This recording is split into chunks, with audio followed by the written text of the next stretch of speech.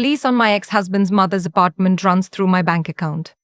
I didn't realize that until my divorce attorney pointed at line 14 of my financial disclosure and asked, very quietly, "Is this intentional?"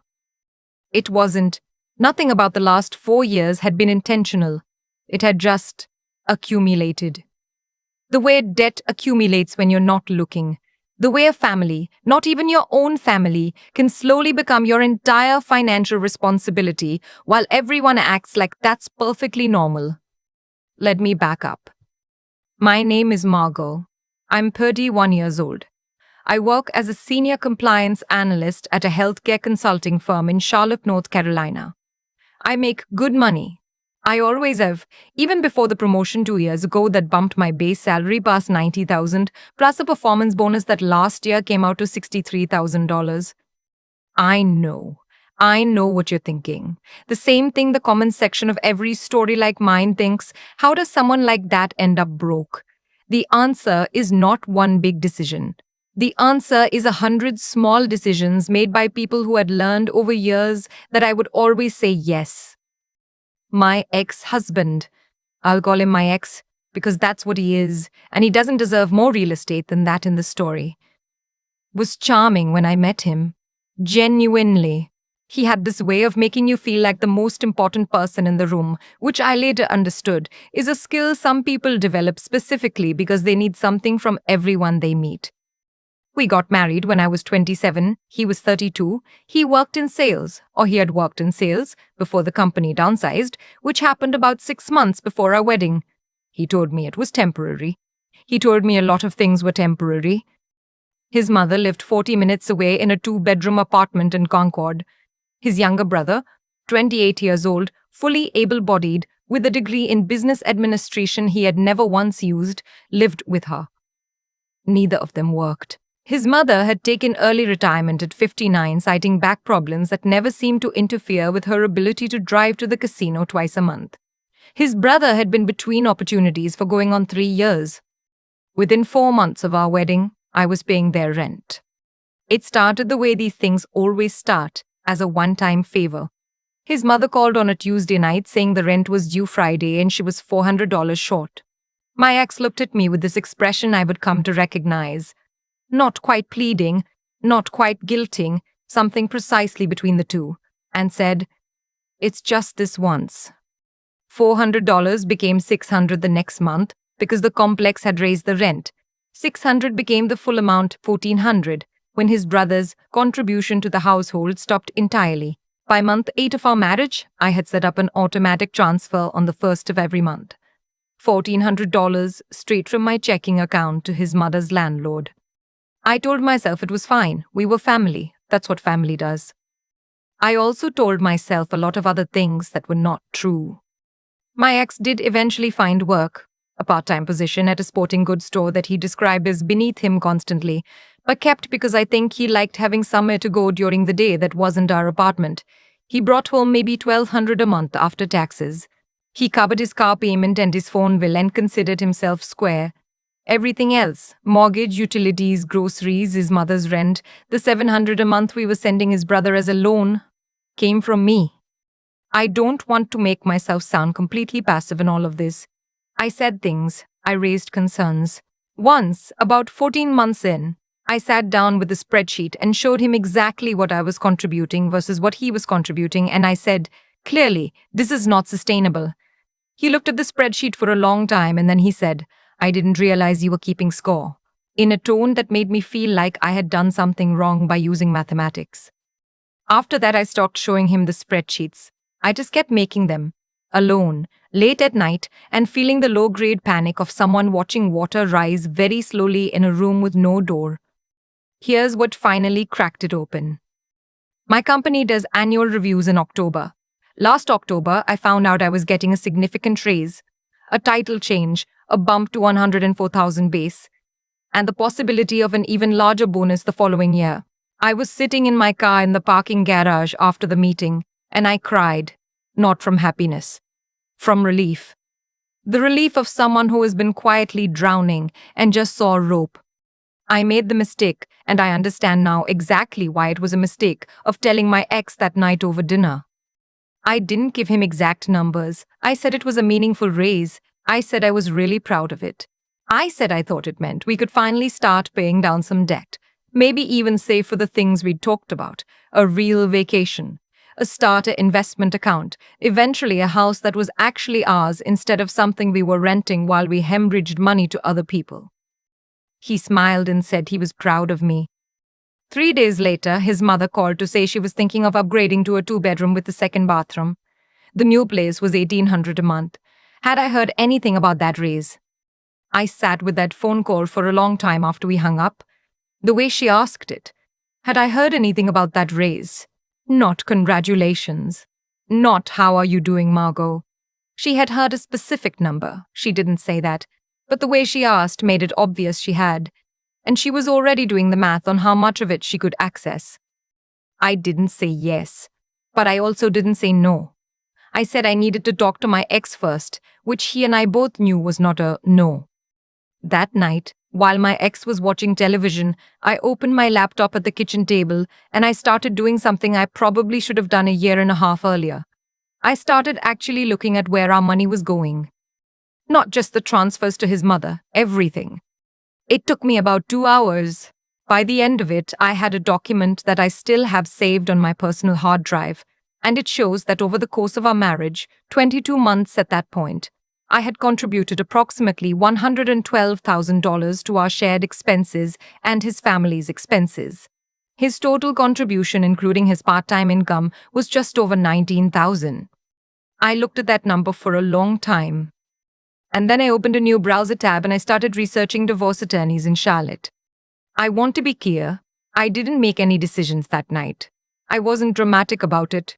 I closed the laptop, I went to bed, and I acted completely normal for the next several weeks while I thought very carefully about what I actually wanted to do.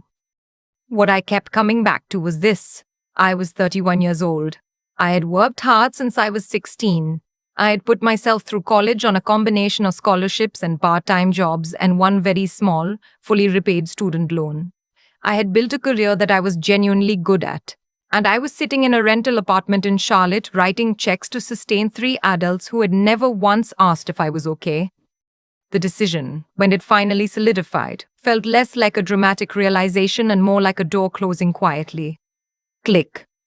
I called an attorney in November. I started the process of legally and financially untangling myself before my ex had any idea it was happening.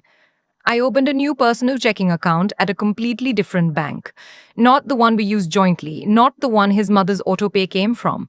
I had my direct deposit rerouted there quietly, with 2 pay cycles of overlap so nothing bounced during the transition. I am a compliance analyst. I understand documentation. I am very good at managing transitions without disruption.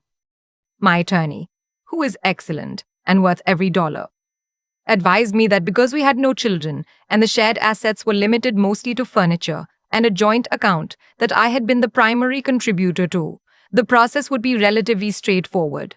I should prepare for pushback on the joint account. I should document everything. I had already documented everything.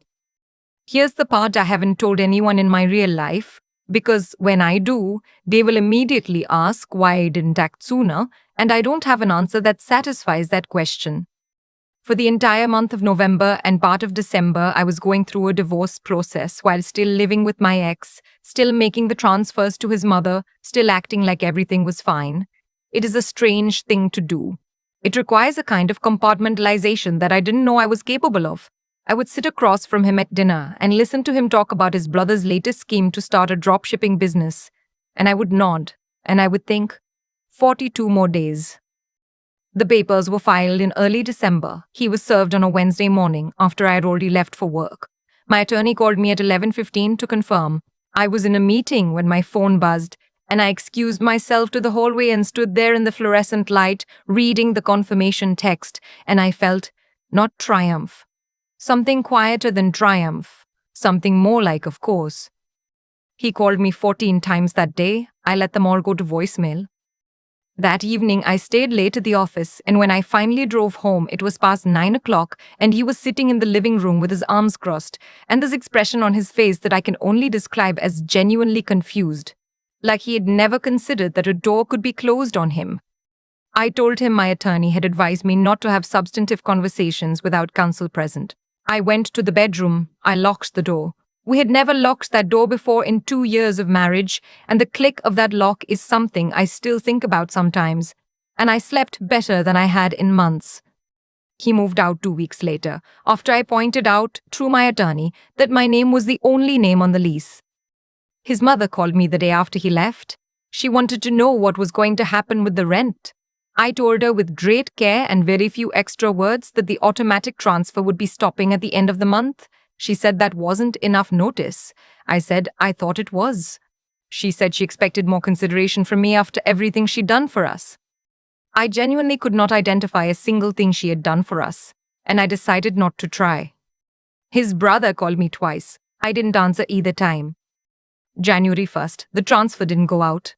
I know this because I was watching my account that morning, sitting at my kitchen table with coffee in my apartment, just mine. And I watched my balance stay exactly where it was supposed to be, $1,400 that stayed in my account. It felt like something physical, like picking up a bag you'd been carrying so long you forgot it wasn't part of your body. The divorce finalized in March. It was not contentious in the end because there was genuinely not much to fight over. He wanted the television and the sectional sofa. I let him have both. I wanted my financial records, my peace, and the cast iron skillet I'd had since college. I got all three. Here is what happened in the months after. I took the bonus I received in February, $63,000, and I did exactly what I had told my ex I wanted to do with it back in October, before I understood that telling him anything was a mistake. I paid down my remaining credit card debt, which had ballooned during the marriage from expenses I was quietly absorbing. I maxed out my Roth IRA for the year. I put a chunk into a high-yield savings account that I am building toward a down payment. I also booked a trip to Portugal, Lisbon and the Algarve coast, 12 days, solo. I had never traveled internationally alone before. I was mildly terrified and extremely excited, and I did not tell a single member of my ex's family. I came back from Portugal with a tan and 2 ceramic plates I bought at a market in Lagos, and the very specific peace of mind that comes from spending 12 days making absolutely every decision: where to eat, when to wake up, what to spend, how long to sit and watch the water, entirely for yourself.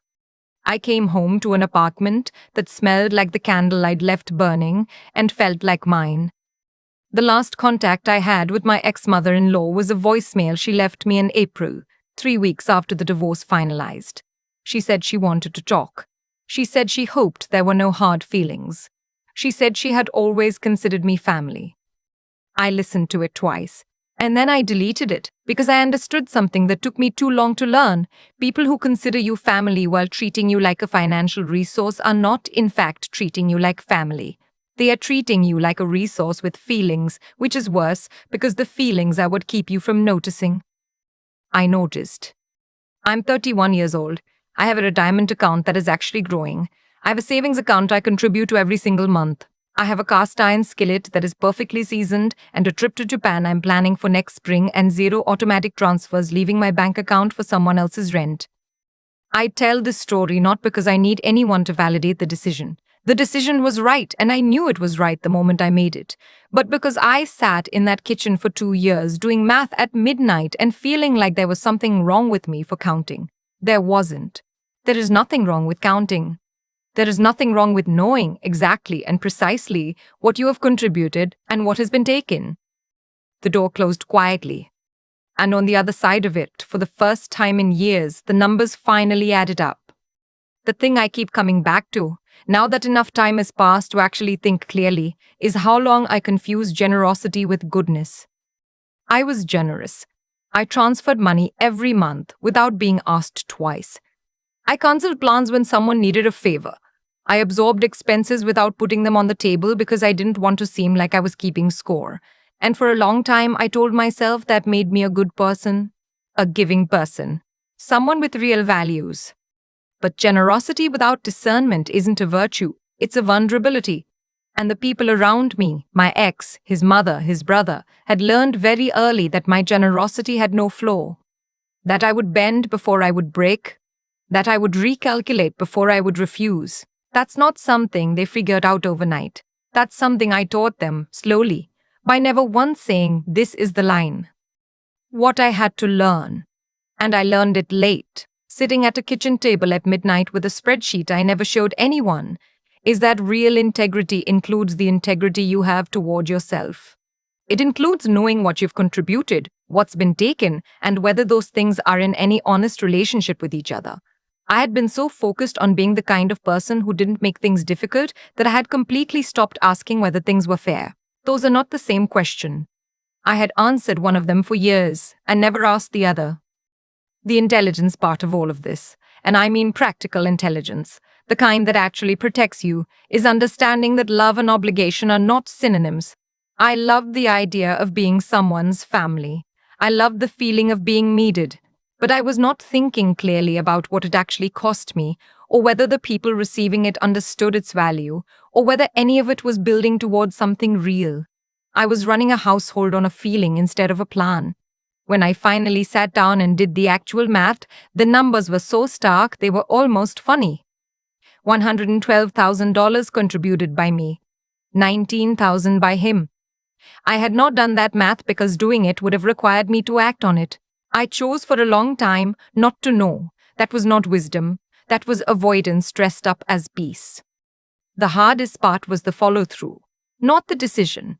The decision, once I made it, felt almost obvious. The hard part was the weeks between deciding and doing. Continuing to act normal, sitting across from someone at dinner while carrying the knowledge that you are in the process of removing yourself from their life. That takes something I didn't know I had. Not stubbornness. Something quieter than that. The ability to hold a course when everything around you is designed, consciously or not, to make you second-guess it. I did not second-guess it. Portugal was warm in the way that October sometimes is, not hot, just bright. The kind of light that hits stone buildings and turns everything slightly golden in the afternoon. I sat outside a cafe in Lisbon on my third day there, drinking something cold, watching people pass, and I thought, I have not checked my bank account in 6 hours and I don't feel afraid. That was new. That was the thing I had been working toward without knowing it had a name. The numbers finally added up, not because anything outside of me changed, because I stopped letting other people do the math.